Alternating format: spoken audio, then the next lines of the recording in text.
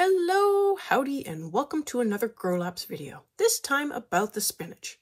I'm Kathryn and I'm the Aerogarden Homesteader. I have only ever tried to grow spinach outside and I failed miserably with it, either putting it in too late or just not having the seeds germinate.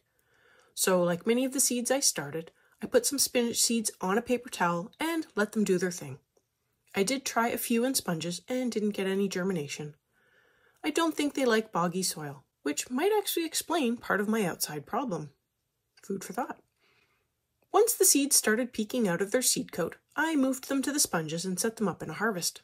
I thought this would be the best-sized Aerogarden for them. I started with 4 wells filled, but I had a couple more seed sprout, so that brought me up to 6. I did have a little trouble with the tough seed coat. Trying to remove seed coats has never fared well for me or the plant. So one didn't make it and had to be replaced, while the other lost the cotyledon leaves, but the first leaves made up for it. I should have just soaked it with water and let the humidity dome do its thing. The spinach started doing quite well at first. I expected them to be heavy feeders, so I began them at full-strength plant food. At week 5, I moved them around to see if they could help with the tip burn of the lettuce.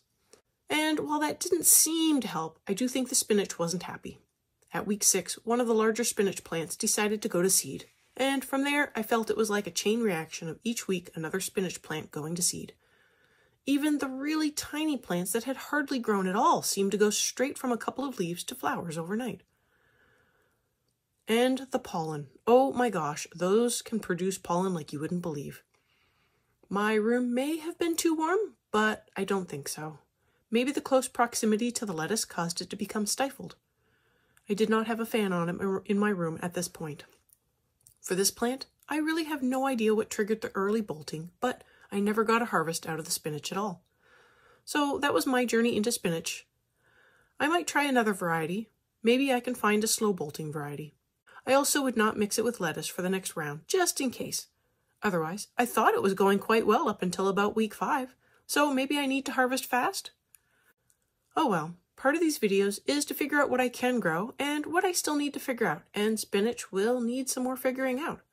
If you want to see how the remaining plants are doing, I have linked the latest plant update.